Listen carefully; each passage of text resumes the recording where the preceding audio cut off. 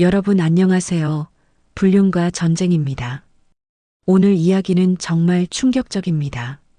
동네에서 완벽한 남편으로 소문난 물리치료사.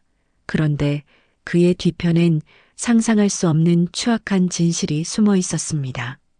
새벽 5시 기상, 규칙적인 운동, 성실한 직장 생활, 교회 봉사까지 누구나 부러워할 완벽한 일상을 살던 강민우. 아내 유진은 늘 주변에 남편 자랑을 했죠.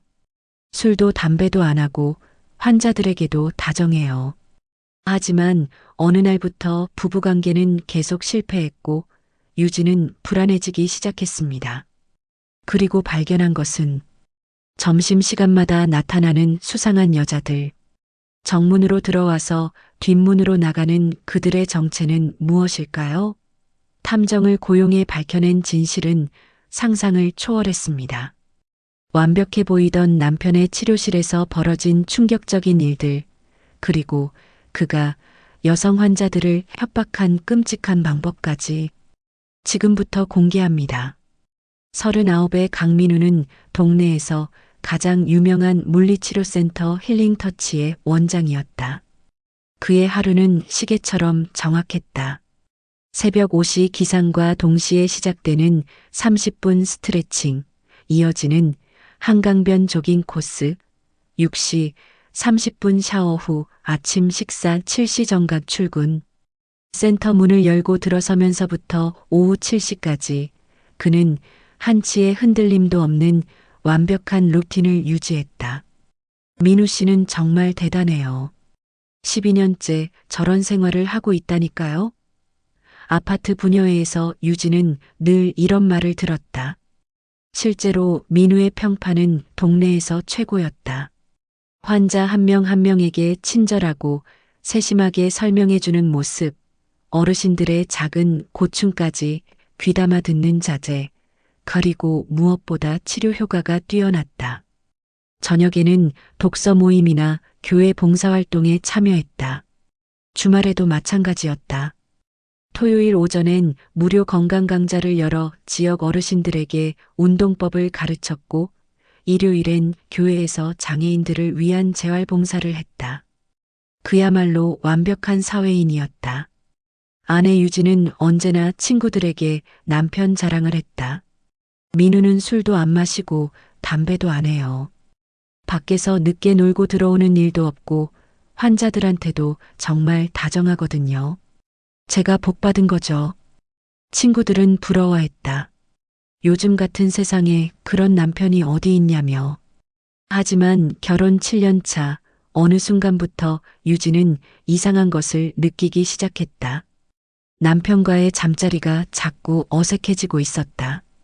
민우는 항상 피곤하다며 일찍 잠들려고 했고 부부관계도 계속 실패했다. 처음엔 업무 스트레스 때문이라고 생각했지만 몇 달째 계속되자 불안감이 커져갔다. 혹시 내가 모르는 무슨 일이 있는 건 아닐까?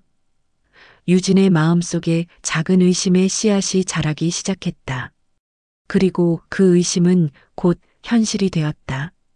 어느 목요일 오후 유진은 남편에게 깜짝 점심을 가져다 주기로 했다. 평소 도시락을 싸주긴 했지만 이번엔 따뜻한 국물 요리를 직접 가져가고 싶었다.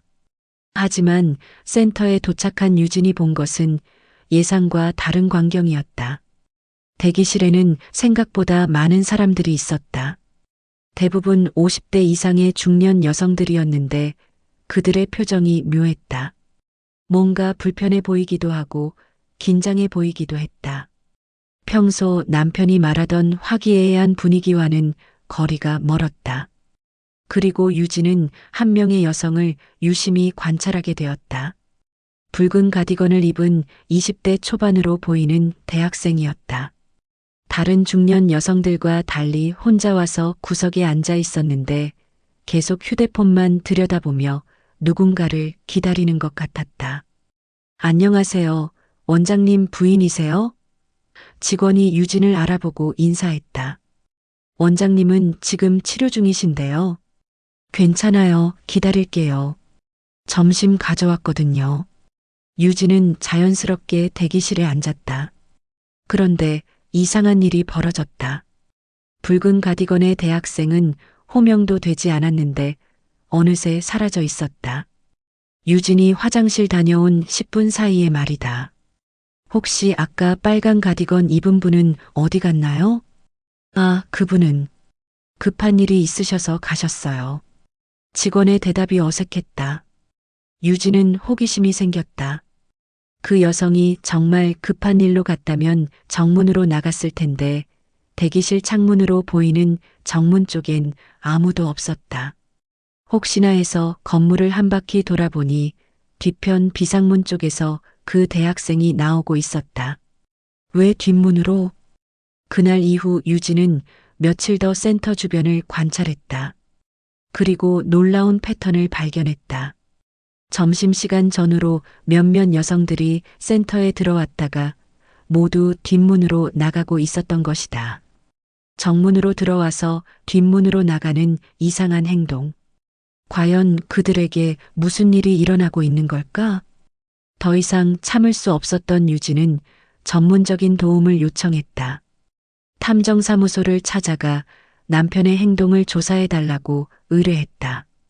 처음엔 바람 피우는 건 아닌지 확인하고 싶다고 했지만 진짜 목적은 그 이상한 여성들의 정체를 파악하는 것이었다. 탐정 김대식은 20년 경력의 베테랑이었다. 그는 일주일간 민우의 센터를 집중 관찰했다. 그리고 유진의 의심이 사실임을 확인했다. 붉은 가디건의 대학생 외에도 40대 주부 2명, 30대 직장 여성 1명이 같은 패턴을 보이고 있었다. 이상한 점이 또 있어요. 김 탐정이 유진에게 보고했다. 그분들이 센터에 머무는 시간이 일반 치료 시간보다 훨씬 길어요. 보통 물리치료는 30분에서 1시간인데 이분들은 2시간씩 있다가 나와요. 더 충격적인 건 그 다음이었다. 김 탐정은 직접 그 여성들을 만나 대화를 시도했다. 처음엔 모두 입을 다물고 있었지만 끈질긴 설득 끝에 한 명이 입을 열었다. 40대 주부 박미경 씨였다. 그녀는 떨리는 목소리로 충격적인 진실을 털어놓았다. 저도 처음엔 일반 치료를 받으러 갔어요. 목과 어깨가 아파서요. 그런데 강 원장이 치료하면서 제가 입고 있던 속옷이 비쳤다며 CCTV에 다 찍혔다고 하더라고요. 박 씨의 목소리가 점점 작아졌다. 그리고는 이걸 남편한테 보여주면 어떻게 될지 생각해 보라고. 아무도 모르게 조용히 하면 삭제해 주겠다고 했어요. 강민우가 요구한 것들은 점점 도를 넘었다.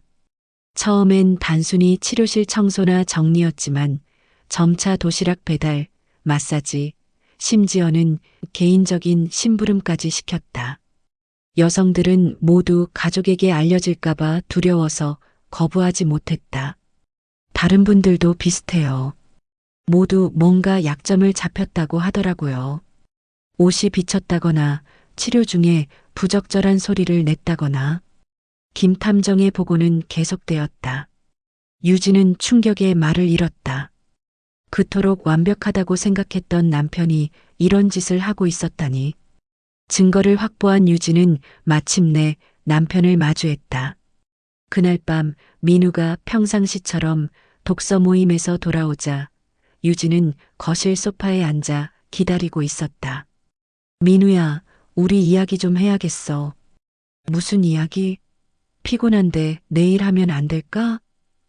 민우는 여전히 평온한 표정이었다.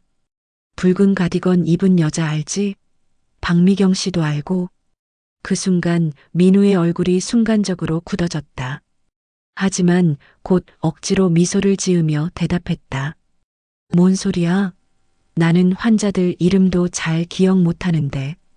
그럼 이건 뭐야? 유진이 탐정이 촬영한 사진들과 녹음 파일을 내밀었다. 민우의 얼굴이 창백해졌다. 처음 30분간 민우는 완강히 부인했다. 합성이라고 누군가 자신을 모함한다고 주장했다. 하지만 점점 증거가 구체적으로 제시되자 그의 목소리는 떨리기 시작했다. 당신, 도대체 이게 뭐야? 유진의 목소리에는 분노와 실망이 섞여 있었다. 그리고 마침내 민우가 무너졌다. 소파에 주저앉은 채 머리를 감싸고 울분을 터뜨렸다. 나는 치료실에 갇혀 살고 있어. 그의 목소리가 떨렸다. 하루 종일 똑같은 일의 반복이야.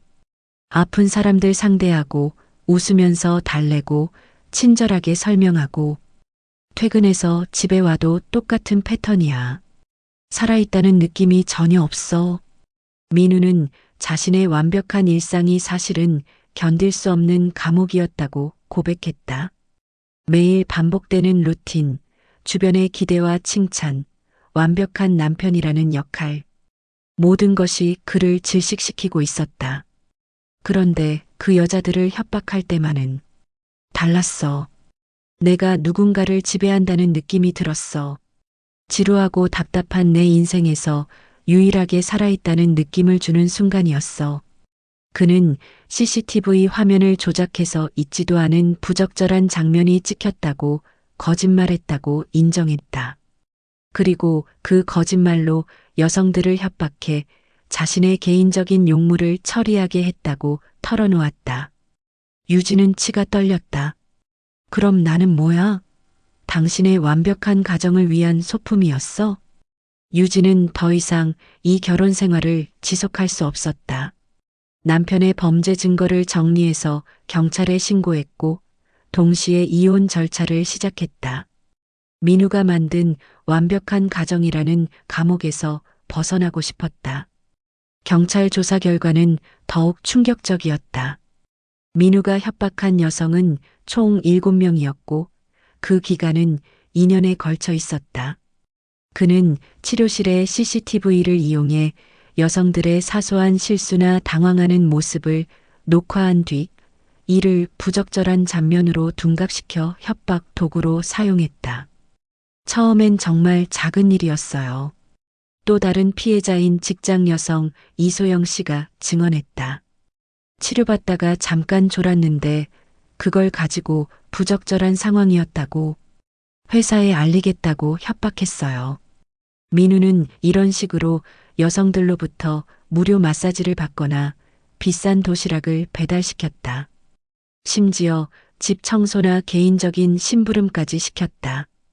그의 완벽한 일상 뒤에는 이런 추악한 진실이 숨어 있었던 것이다. 재판에서 민우는 자신의 행동을 변명했다. 저는 완벽한 사람으로 살아야 한다는 압박감에 시달렸습니다. 모든 사람이 저에게 기대하는 모습을 유지하려다 보니 정신적으로 한계에 다다랐습니다. 하지만 판사는 준엄했다. 개인적인 스트레스가 타인에게 해를 끼칠 이유는 될 수 없습니다. 특히 치료사라는 신뢰받는 직업을 악용한 것은 더욱 중한 죄입니다. 민우는 결국 센터 폐업 처분과 함께 징역 2년을 선고받았다. 동네에서 그토록 존경받던 완벽한 남편의 몰락이었다. 그로부터 1년 후 유진은 새로운 삶을 시작했다. 이혼 후 작은 카페를 열어 소소하지만 자신만의 일상을 만들어가고 있었다. 더 이상 누군가의 완벽한 아내가 아닌 그냥 자신으로서 살아가는 삶이었다. 지루한 삶을 핑계로 타인을 짓밟는 사람은 결국 자기 인생을 가장 잔인하게 망치는 법이에요. 유진이 친구에게 한 말이었다. 역설적으로 민우가 그토록 벗어나고 싶어 했던 감옥은 치료실도 집도 아니었다. 그것은 자신이 만든 완벽함에 대한 강박과 타인의 기대에 부응해야 한다는 압박감이었다. 진짜 감옥은 그의 내면에 있었던 것이다. 그리고 정작 진정한 자유를 얻은 사람은 유진이었다. 완벽한 척해야 하는 가면을 벗어던지고 있는 그대로의 자신으로 살아가는 용기를 얻었기 때문이다.